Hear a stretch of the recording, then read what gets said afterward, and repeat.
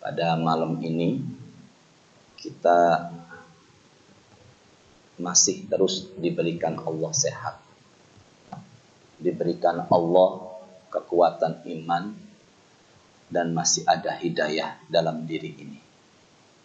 Kita berharap semoga apa yang sedang kita kerjakan, yang sudah kita kerjakan, dan juga insya Allah yang akan kita kerjakan, semoga semuanya diterima oleh Allah Subhanahu wa Ta'ala.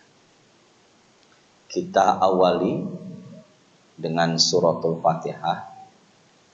Semoga dengan berkahnya suratul Fatihah, kita yang hadir pada malam ini, Allah berikan kemudahan untuk menerima ilmu agama. Al-hadhihi niyah al-Fatihah. A'udzu billahi minasyaitonir rajim. Bismillahirrahmanirrahim. Alhamdulillahi rabbil alamin. Ar-rahmanir rahim. Maliki yaumiddin. Iyyaka na'budu wa iyyaka nasta'in. Ihdinas siratal mustaqim. Siratal ladzina an'amta 'alaihim ghairil maghdubi 'alaihim waladdallin.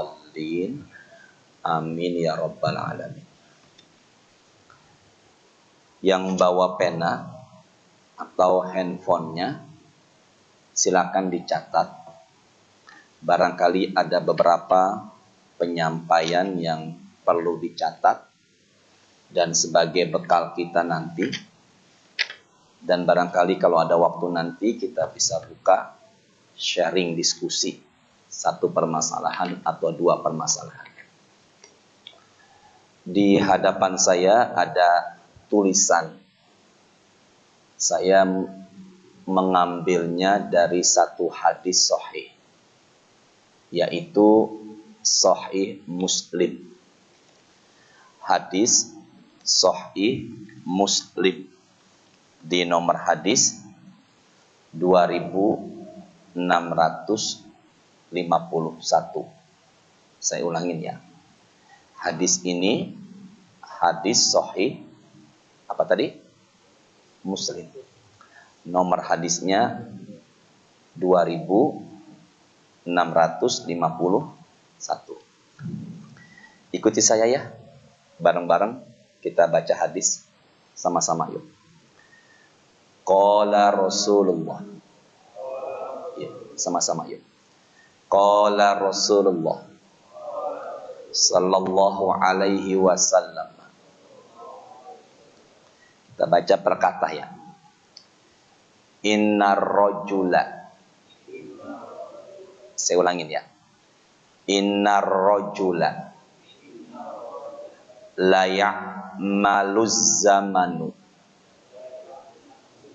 Ke saya dulu yuk, kita fokus.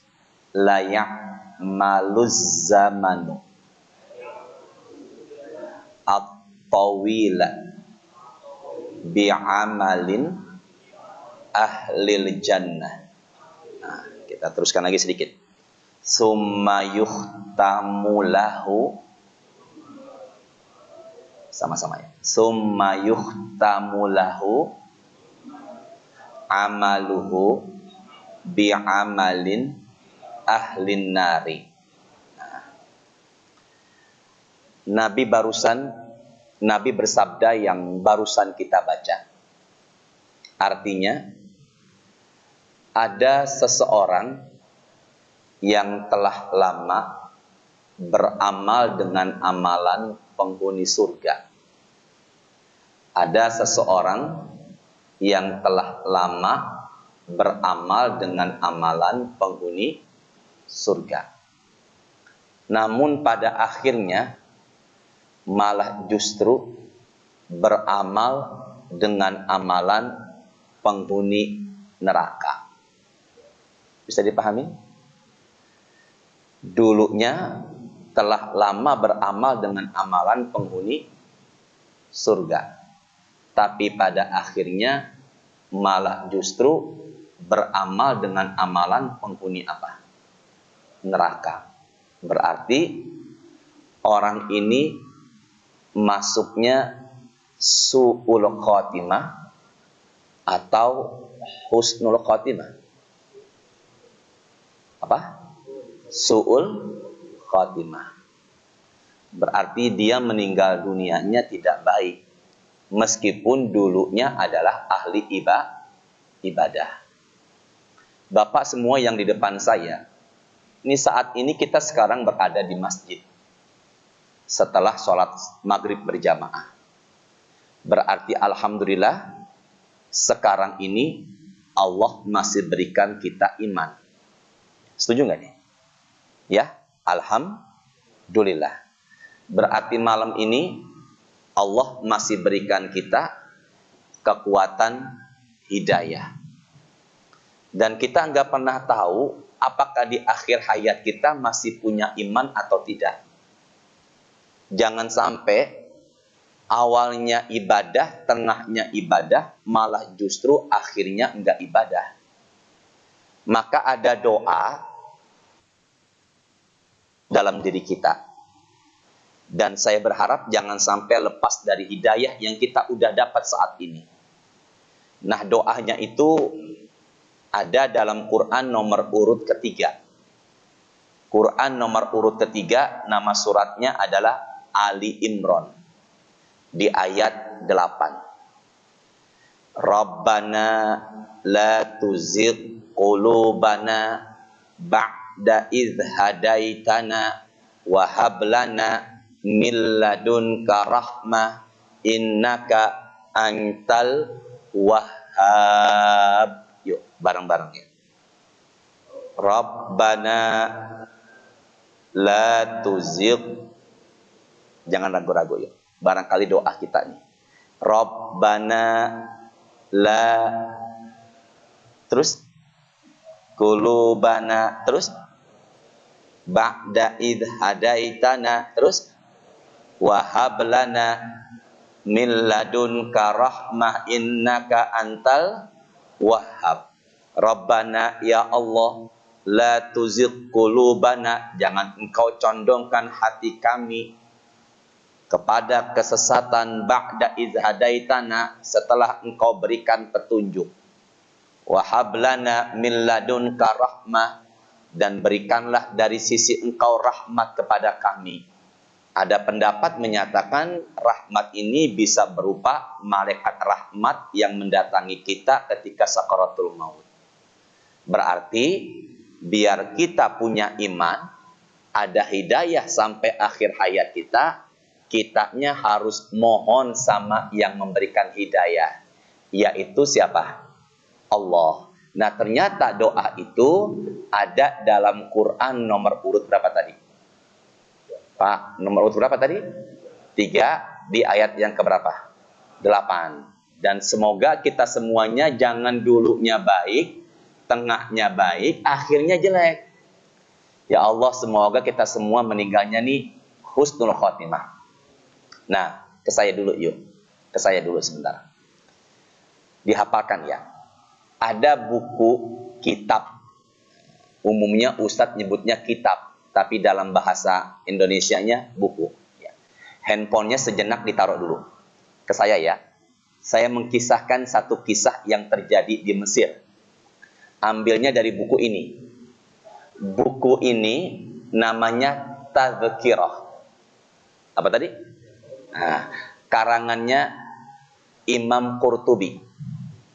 Di dalam buku itu dikisahkan ada seseorang yang biasa kumandangkan azan sudah 30 tahun. Masya Allah. Berapa tahun tadi? 30 tahun. Dia biasa kumandangkan azan sudah 30 tahun. Suatu ketika di Mesir, zaman dulu, ketika dia akan kumandangkan azan, dia naik ke tempat yang lebih tinggi. Jadi dia mau kumandangkan azan, dia naik ke tempat yang lebih apa? Tinggi. Karena saat itu memang tidak ada alat canggih secanggih saat ini, mikrofon dan sebagainya. Ketika seseorang yang sudah biasa azan selama berapa tahun? 30 tahun ingin kumandangkan azan, dia naik ke atas yang lebih tinggi. Tiba-tiba dia melihat di bawahnya ada perempuan atau wanita yang sangat cantik beragama Yahudi. Jadi wanita ini sangat cantik, tapi agamanya apa? Yahudi. Akhirnya dia mengurungkan, tidak jadi untuk kumandangkan azan. Dia kembali turun ke bawah, dihampiri wanita yang sangat cantik beragama Yahudi, dan dia utarakan niatnya kalau dia suka dan apa ucapan wanita Yahudi tersebut? Saya tidak mau menikahimu karena engkau adalah muslim, sedangkan aku adalah beragama apa tadi? Apa? Yahudi. Aku mau menikahimu asalkan engkau keluar dari Islam, ikut agamaku, agama Yahudi. Apa yang terjadi? Cinta membutakan orang yang biasa azan 30 tahun. Barangkali ungkapan ini sudah populer. Dalam bahasa Inggrisnya apa? Love is blind. Cinta membutakan. Kalau dalam bahasa kitanya maaf ya. Tai kebo terasa apa? Coklat. Membutakan. Apa setelah itu Ustadz? Maka dia mengurungkan niatnya untuk kumandangkan azan, lalu dia menikah dengan wanita Yahudi tersebut. Maka orang yang biasa azan 30 tahun, keluar dari Islam, maka menjadilah dia seseorang yang murtad. Nah, di Mesir, keesokan harinya sedang musim hujan. Atap rumah si wanita cantik beragama Yahudi bocor. Maka si orang yang sudah murtad tadi ambil tangga, hendak membetulkan atap rumah wanita Yahudi yang bocor. Akhirnya dia naik tangga, qadarullah, takdirnya Allah, terpleset, jatuh, akhirnya meninggal dunia.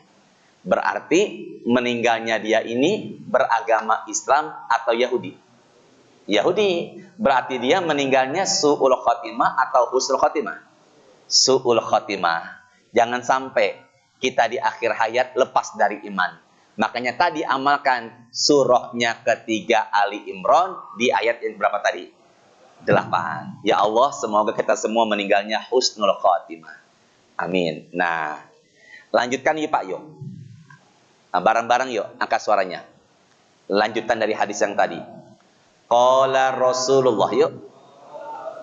Bareng-bareng ya. Wa innar rajula la ya'malu zamanat tawila bi'amalin ahlin nari thumma yuhtamu lahu amaluhu bi'amalin ahlil jannati. Ke saya dulu sebentar. Taruh dulu catatannya, handphone taruh dulu. Yang kelanjutannya terbalik nih. Nabi mengatakan ada seseorang yang telah lama beramal dengan amalan penghuni neraka, tapi akhirnya malah justru beramal dengan amalan penghuni surga. Nyambung nggak Pak? Bisa dipahamin nggak? Kalau yang pertama telah lama beramal dengan amalan penghuni, yang pertama penghuni surga, tapi pada akhirnya beramal dengan amalan penghuni neraka. Kalau yang kedua ini beramal telah lama dengan amalan penghuni neraka, tapi pada akhirnya justru malah beramal dengan amalan penghuni apa? Surga. Jadi kalau boleh saya ringankan kalimatnya, dulunya baik, akhirnya buruk. Dulunya yang kedua buruk, akhirnya baik. Sama-sama yuk. Yang pertama dulunya, akhirnya buruk. Yang kedua dulunya buruk, akhirnya. Nah, Bapak yang di depan saya pilih mana? Dulunya baik, akhirnya buruk, atau dulunya buruk, akhirnya baik? Pilih yang mana? Pilih yang mana? Dulunya baik, tengahnya juga baik, dan akhir hayatnya semoga lebih baik. Ada nggak kisah yang mengkisahkan seseorang yang dulunya tidak baik tapi akhirnya baik? Ada nggak? Nggak dalam satu hadis? Ada nggak? Kana fiman kana qablakum qatalatis atawatis aina nafsan. Zaman dulu ada orang yang pernah membunuh 99 orang. Pernah dengar nggak nih? Lalu orang yang udah membunuh 99 orang ingin taubat. Datangnya sama rohib. Rohib itu dalam kamus Al-Munawwir Arab Indonesia artinya pendeta. Dia utarakan niatnya. Kalau dia sudah membunuh 99 orang, apakah taubatku diterima? Kata rohib, la. Laisa laka taubah. Taubatmu enggak diterima. Orang yang sudah membunuh 99 orang kecewa. Maka rohib tadi dibunuh lagi. Maka lengkaplah dia sudah membunuh berapa? 100. Pernah dengar nggak ini? Dia yang pernah membunuh 100 orang, lalu datang sama a'lamu ahlul ardo, orang alim di kampung itu. Kata orang alim, taubatmu diterima. Walakin intolik ila ardin kada wa kada. Tapi engkau harus hijrah menuju kampung yang lebih baik. Di tengah jalan, perjalanan menuju hijrah ke negeri yang lebih baik, dia meninggal dunia. Maka sebenarnya dari hadis tersebut diutarakan, fakta somat malaikatul adab wa malaikatul rahmat. Terjadilah perbedaan pendapat di kalangan malaikat azab dan malaikat rahmat. Dua. Pertama, malaikat apa tadi? Azab. Apa? Rahmat. Kata malaikat azab, dia penghuni neraka karena enggak ada kebaikan. Kata malaikat rahmat, dia penghuni sorga karena tujuannya menuju ke negeri yang baik. Allah katakan, qisu hazal ardo, ukurlah bumi mana yang lebih dekat, digerakkan bumi menuju yang lebih dekat kepada negeri yang dia tuju. Berarti dia meninggalnya apa? Husnul khotimah. Berarti kalau begitu kita berharap akhir hayat kita semoga semuanya meninggalnya apa tadi? Ya Allah, semoga kita semua diwafatkan husnul khotimah. Amin ya robbal alamin. Sama-sama ikuti saya. Bareng-bareng yuk. Hadis riwayat Imam At-Tirmidzi. Sama-sama. Qala Rasulullah. Sama-sama semoga berkah ya. Innal qabra. Apa tadi? Qabra. Apa? Qaf ba'ra. Innal qabra. Awwalu manzilin. Sama-sama yuk. Min manazilil akhirah. Inna sesungguhnya al-qabru kubur. Berarti sesungguhnya apa? Kubur. Cuma kalau di kita kubur itu saya mau nyender Pak. Ini nggak bisa begini ya Pak Alek ya. Susah ya. Harus dipegang begini ya. Sudah? Nggak apa-apa pegang begini? Yang ini. Nah, maafin ya. Oh ya.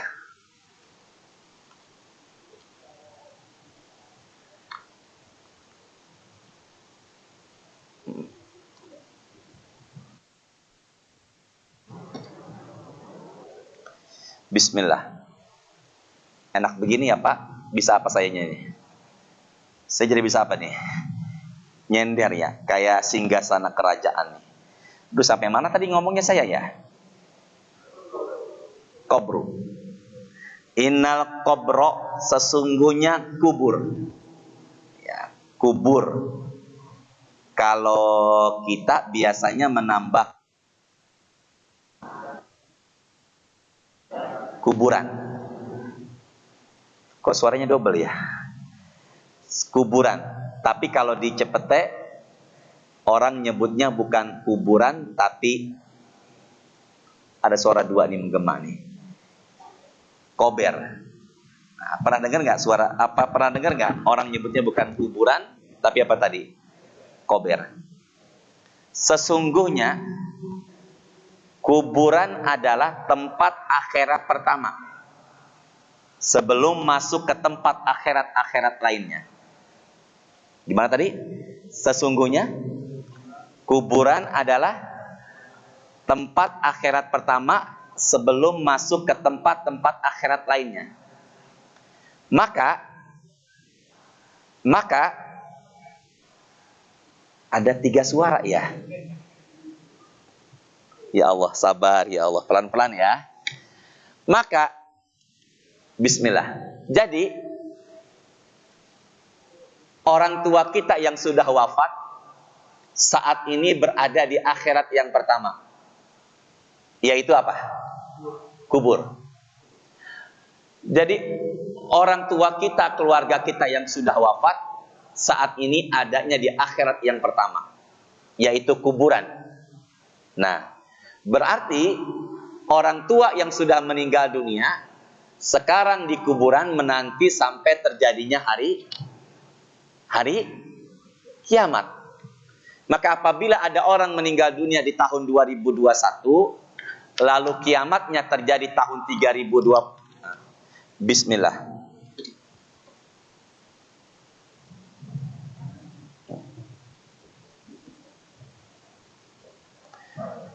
Maka apabila ada orang meninggal dunianya tahun 2021 lalu kiamatnya terjadi tahun 3021, maka dia berada di kuburan berapa tahun?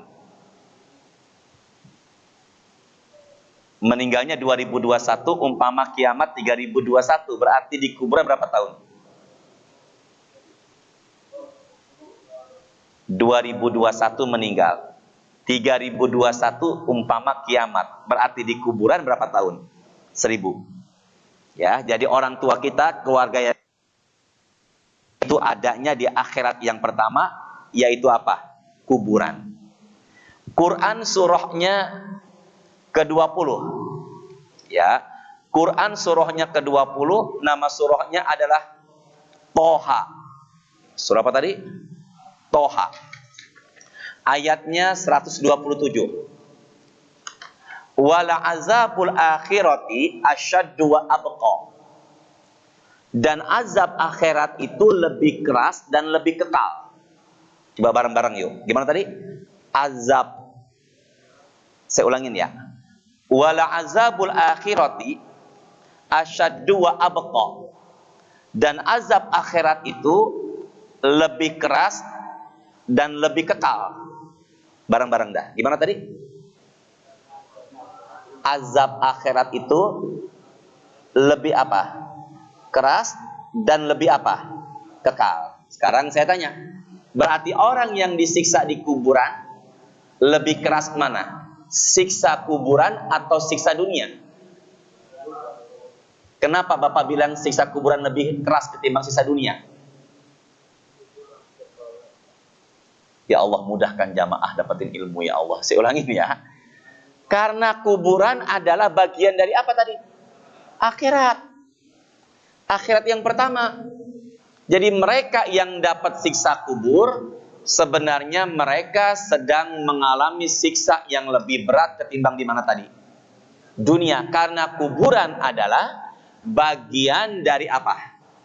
Akhirat yang pertama. Bisa dipahami nggak sampai di sini? Bisa. Dah, tolong dihafalkan. Nama sahabat Nabi dihafalkan ya. Namanya Sa'ad bin Mu'az. Sa'ad bin Mu'az.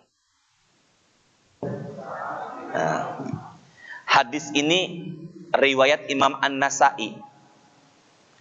Hadza taharrak lahu arsyur rahman wa futiha lahu abwabus sama wa syahidahu sab'una alfan minal malaikah. Dihafalkan ya. Ketika Sa'ad bin Mu'az meninggal, arsy-nya Allah itu bergoncang. Saya ulangin. Ketika Sa'ad bin Mu'az meninggal, apanya Allah bergoncang tadi? Arsy. Saya sebentar yuk. Dari bumi menuju langit pertama butuh waktu 500 tahun. Dari kita duduk sekarang nih menuju langit pertama butuh waktu 500. Sedangkan langit jumlah lapisannya ada berapa? 7. maka ke langit 7 butuh waktu berapa tahun? Pak, menuju langit pertama 500 tahun, menuju langit ke-7 berapa tahun? 3.500. Ternyata bukan hanya langit yang jumlahnya 7, bumi jumlahnya pun 7. Dan jarak antara bumi pertama dengan kedua butuh waktu 500 tahun. Berarti menuju bumi yang paling bawah butuh waktu berapa tahun? Kesini sebentar, jangan salah menghitung. Bumi jumlahnya seperti langit, ada berapa tadi? 7. Maka menuju bumi yang paling bawah butuh berapa tahun?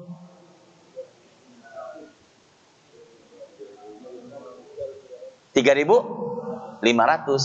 Maka dari bumi yang paling bawah menuju langit yang paling atas butuh waktu berapa tahun, Bapak? 7.000 tahun. Di atasnya langit namanya kursi, belum arsy. Di atas kursi namanya al-ma'u, air. Ternyata air bukan hanya ada di dunia, di atas langit pun nanti ada air. Dan di atas air barulah al-arsy. Sama-sama ya. Di atasnya bumi apa tadi? Di atasnya bumi apa? Langit. Di atasnya langit kursi. Di atasnya kursi air. Di atasnya air arsy. Ciptaan Allah yang paling besar adalah arsy. Bandingannya bumi langit dengan arsy, ke saya ya. Sebentar, ke saya. Bandingan apa tadi? Bandingan bumi langit dengan aras. Maaf, bandingan bumi langit dengan aras. Cincin kita lepas ke padang pasir yang sangat luas. Maka cincin kita itu adalah langit dan bumi. Padang pasir yang begitu luas adalah arasy-Nya Allah. Berarti kalau begitu, lebih besar mana? Langit bumi apa arasy-Nya Allah? Langit bumi aja tadi butuh waktu berapa tahun? 7.000 tahun, nggak ada apa-apanya dengan arasy Allah.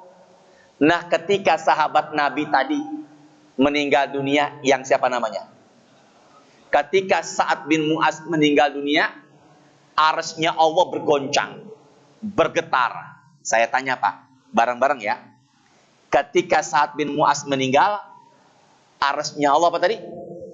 Bergetar, bergoncang. Saya tanya, ini Sa'ad bin Mu'az orang hebat apa enggak? Hebat. Menggoncangkan arasy-Nya Allah ketika meninggal. Wa futihalahu abwabus sama. 7 pintu langit terbuka ketika Sa'ad bin Mu'az meninggal dunia. Wa syahidahu sab'una alfan minal malaikah, dan disaksikan atau dipuji oleh 70.000 malaikat ketika meninggal. Sama-sama ya. Ketika Sa'ad meninggal, angkat suaranya Pak. Arasy Allah bergoncang. Yang kedua,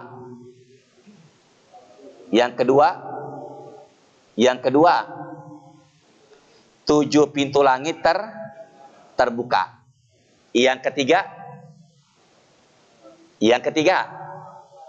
disaksikan atau dihimpit oleh berapa tadi?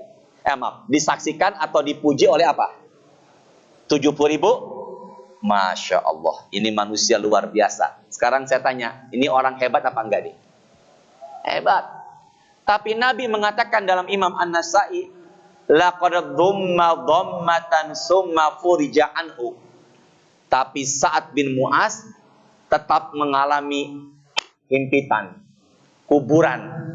Tapi setelah itu Allah lapangkan kuburannya sejauh akhir pandangan matanya. Jadi Sa'ad bin Mu'az dapat gencetan kuburan enggak? Enggak dapat apa enggak? Padahal ketika dia meninggal dunia, menggoncangkan arasy, membuka pintu langit, dan juga dipuji oleh 70.000 malaikat. Maka sekelas Sa'ad bin Mu'az aja dapat himpitan kuburan. Setelah itu dilapangkan. Dari situlah banyak pendapat ulama mengatakan bahwa orang beriman, termasuk saya dan Bapak semuanya, kena himpitan kuburan. Semuanya kena himpitan kuburan. Nabi mengatakan, walau kana ahadan najian minha, naja minha Sa'ad ibnu Mu'az. Kalau seandainya ada yang selamat dari himpitan kuburan, maka selamat pula lah Sa'ad bin Mu'az. Maka saya dan kita semuanya orang beriman pasti kena gencetan kuburan. Masalahnya digencet atau dihimpit? Terus dihimpit ke saya sini. Dihimpit apa digini-giniin? Ini masalah lagi nih. Kita pengennya digencet atau dihimpit, langsung diapakan? Diapain? Dilapangkan. Semua kita kena. Nah, kenapa kita kok dihimpit sama kuburan, Ustadz? Salah satu tujuannya adalah Allah ingin menghapuskan dosa-dosa kita. Makanya kalau ada yang dihimpit, itu bisa jadi tujuannya adalah Allah ingin apa tadi? Jadi kalau begitu ada dosa yang diampuni di kuburan dengan cara dianya dihimpit. Dan semoga kitanya enggak dihimpit, udah gitu ditekan-tekan begini. Kita pengennya dihimpit, langsung diapakan? Dilapangkan. Bisa dipahamin semuanya nih? Bisa dipahamin? Jadi kalau begitu kuburan itu ada apanya? Siksanya. Dan siksa kuburan yang menimpa juga bagi orang beriman adalah apa tadi? Himpitan. Jelas nggak nih? Jelas? Ayo, sekarang ke saya dulu. Hafalkan namanya. Ummu Mahjan. Siapa tadi? Ada yang mengatakan Ummi Mahjan, Ummu Mahjan. Meninggalnya malam. Meninggalnya malam. Dikuburkannya pun malam. Udah meninggalnya malam, kuburannya pun apa tadi? Malam. Nabi Muhammad tidak diberitahu ketika Ummu Mahjan meninggal. Juga tidak diberitahu ketika dikuburkan, karena beliau meninggal, Ummu Mahjan ini di malam hari juga dikuburkan di malam hari. Sahabat khawatir kalau Nabi diberitahu akan mengganggu Nabi. Jelas ya? Makanya dikuburkan di malam hari. Paginya Nabi tidak melihat Ummu Mahjan di masjid. Berarti Ummu Mahjan ini selalu berada di mana? Masjid. Dah. Apa Ustadz? Nabi meminta sahabat untuk Nabi. Masya Allah. Nabi dan memuliakan Ummu Mahjan sampai beliau minta agar para sahabatnya nganterin Nabi kemana tadi? Kemana? Kuburannya siapa tadi? Ummu Mahjan. Nah, apa amalan ibadahnya sehingga Nabi sampai ke kuburan Ummu Mahjan?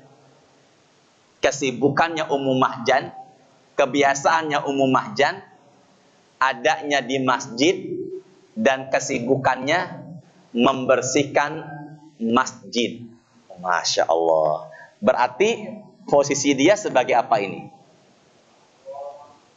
Marbot. Apa nyapu-nyapuin.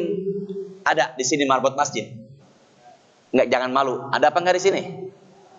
Berarti jangan pernah mengecilkan marbot masjid. Sekarang saya tanya nih. Nih kita saat ini berada di rumahnya siapa? Allah. Kalau Bapak Ibu ke Cipete ke rumah saya, berarti sebagai apanya saya? Tamu. Berarti kita sekarang ini berada di rumah Allah sebagai apanya Allah? Tamunya Allah. Berarti orang yang biasa melayani tamunya Allah, membersihkan rumahnya Allah, melayani kita, maka itu tanpa dia sadari Rasulullah pun sedang memuliakannya. Bahkan dalam hadis At-Tabrani, ra'aituha fil jannah, Aku ngelihat Ummu Mahjan berada di dalam surga. Lima talqutul qadha minal masjid. Karena nyapuin sampah yang ada dalam masjid. Dan dalam satu riwayat, ketika Ummu Mahjan meninggal dunia, disolatkan dengan jumlah para malaikat yang banyak. Maka DKM masjid, ada ketua DKM di sini? DKM ada DKM? Maka DKM masjid sebenarnya itu kesibukan yang sungguh luar biasa. Dia melayani kita tamunya Allah. Dia membersihkan rumahnya Allah. Maka enggak mustahil dia pun dimuliakan oleh para malaikatnya siapa?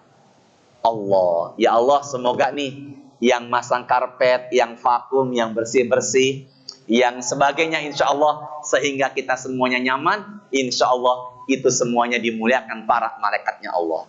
Sekarang saya tanya, yang rekam Ustadz Pak Alek, kira-kira bagian seperti Ummu Mahjan apa enggak nih dia? Enggak, jangan merasa enggak enak karena ada orangnya. Bagian apa enggak dia?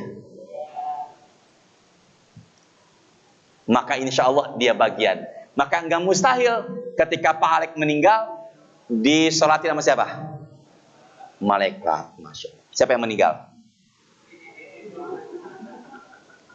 Jelas ya? Nabi setelah itu ke kuburan. Nabi ke kuburannya Ummu Mahjan. Dan beliau mengatakan dalam hadis sahih muttafaqun alaih. Nih hadisnya nih. Tuh. Kelihatan enggak? Enggak. Tulisannya ada apa enggak nih? Ada ya? Apa ucapan Nabi di atas kuburannya Ummu Mahjan? Bareng-bareng. Qala Rasulullah. Yuk sama-sama yuk menjelang azan Isya nih. Inna hadhil kubur mamlu'atun zulmatun ala ahliha. Nabi mengatakan sesungguhnya kuburan-kuburan ini gelap, penuh dengan kegelapan bagi penghuninya. Berarti kuburan Ummu Mahjan yang dijamin surga, yang Nabi pun memuliakan sampai ke kuburannya, juga ikut gelap. Makanya kalau begitu, kuburan yang menimpa orang beriman bukan hanya dihimpit, tapi kuburannya pun apa tadi? Gelap. Bisa dipahamin semuanya? Kalau ada yang tanya, apa yang menimpa orang beriman nanti?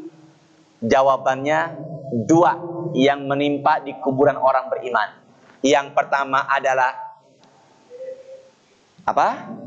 Himpit. Yang kedua adalah gelap. Jadi semua kuburan kita pasti gelap. Ini nih, ada nggak amalan yang membuat kita nggak dihimpit kubur Ustadz? Amalannya itu saya temukan dalam hadis, tapi sampai tidak sampai ke derajat sahih, yaitu dia selalu mengamalkan Quran, surahnya Qul huwallahu ahad, Allahus lam yalid walam yulad walam yakul lahu kufuwan ahad. Tapi tidak sampai sahih derajatnya, ya. Tapi ada kuburan yang awalnya gelap bisa terang. Ya Allah, kadang kita Pak, lampu listrik kita mati aja tengah malam kita gelisah. Ya, benar apa enggak ini? Itu baru mati lampu tengah malam, yang biasa pasang AC udah gelisah tidurnya. Anak-anak juga udah gelisah. Itu baru mati lampu di dunia lagi. Berarti gelapnya kuburan tempat pertama kali kita. Kalau di dunia barangkali mati lampu kita masih sedikit banyak menguasai medan. Di sini dapur, di sini kamar, di sini ruang tamu. Tapi kalau di kuburan, gelapnya kuburan tempat pertama kali kita nggak bisa merasakan bagaimana dan kita belum pernah mengenalnya. Ada nggak amalan yang bikin kita ini dapat cahaya? Terusin nggak nih? Nggak terusin apa nggak nih? Ada nggak amalan yang membuat kita ini sampai azan Isya? Ada nggak amalan? Nanti bunyi nggak? Nah, ada nggak amalan yang membuat kita nanti mendapatkan cahaya di kuburan? Ada. Hadisnya riwayat Imam Muslim. Nabi mengatakan, yuk bareng-bareng, angkat suaranya. Wassalatu nurun. Bahasa Arabnya cahaya apa? Nur. Lagi. Wassalatu nurun. Lagi. Wassodaqatu burhanun. Wassobru diyaun. Wal Qur'anu hujjatun laka au alaika. Coba artikan. Wassalatu nurun. Dan salat itu adalah nur. Apa? Apa? Berarti kalau begitu pengen mendapatkan cahaya di kuburan, dia harus salat. Kalau cahayanya lebih terang lagi, kalau dalam bahasa sayanya nih, berarti salatnya harus berjamaah. Di mana? Masjid. Ini lingkungan masjid sini ada nggak musola di sini? Masjid Kuba, ada nggak musola? Boleh nggak Ustadz sholat di musola?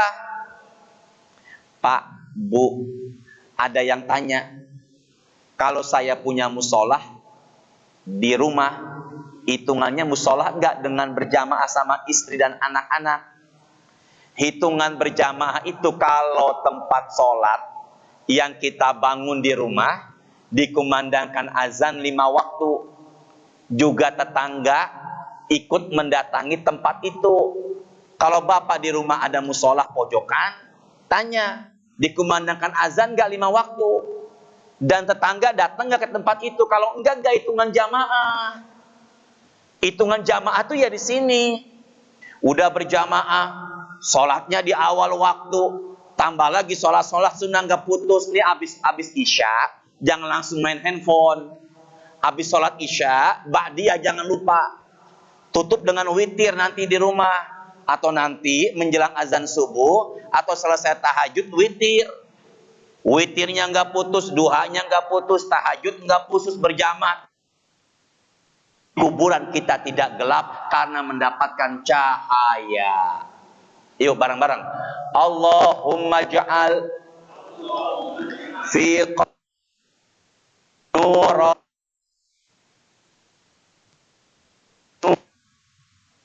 bis nura wa an yamini wa an yasari nura wa fauqi nura wa tahti nura wa amami nura wa khalfi.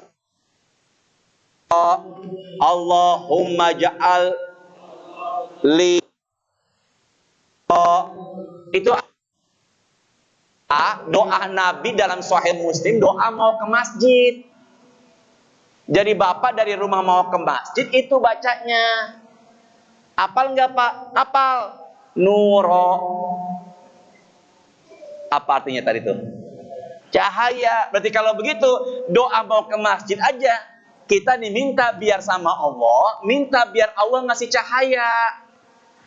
Semua kuburan pasti gelap, cuman akan jadi terang kalau kitanya rajin sholat. Ya Allah, semoga nih nggak putus sholat kitanya ya. Dan semoga jamaah Masjid Kuba ya, insya Allah terangnya terang benderang karena rajin sholat. Kalau sholat berjamaah, jangan incer yang paling belakang barisannya. Yang paling apa? Paling apa? Saf paling depan. Innallaha wa malaikatahu yusalluna ala safil awal. Allah merahmati, malaikat mendoakan mereka yang sholat di barisan paling. Maka nanti isya jangan incer yang paling belakang, incer yang paling depan. Dapat rahmat Allah, didoakan para malaikat. Yang paling depan pun lagi ada yang lebih utama. Yang sebelah kanan imam. Sebelah kanan imam mana? Nih imam nih. Mana sebelah kanannya nih? Ini Pak. Maka insya Allah berlomba-lomba setelah ini. Kita semua pasti meninggal. Kita semua pasti di kuburan. Ini corona insya Allah berlalu. Amin. Cukup ya Pak? Cukup ya? Cukup? Nggak bareng-bareng dong. Cukup apa enggak nih? Cukup. Sudah azan isya. Padahal satu lagi nih. Cuma waktunya nggak cukup. Ya, entah kapan kita teruskan lagi. Harapan saya, semangat hidupkan tahajud. Jangan lupa berjamaah di masjid. Laki-laki yang soleh, sholatnya di masjid. Laki-laki yang solehah, sholatnya di rumah. Bareng-bareng. Laki-laki yang sholatnya, laki-laki yang sholatnya, subhanakallahumma wa bihamdika asyhadu an la ilaha illa anta astaghfiruka wa atubu ilaik. Assalamualaikum warahmatullahi wabarakatuh.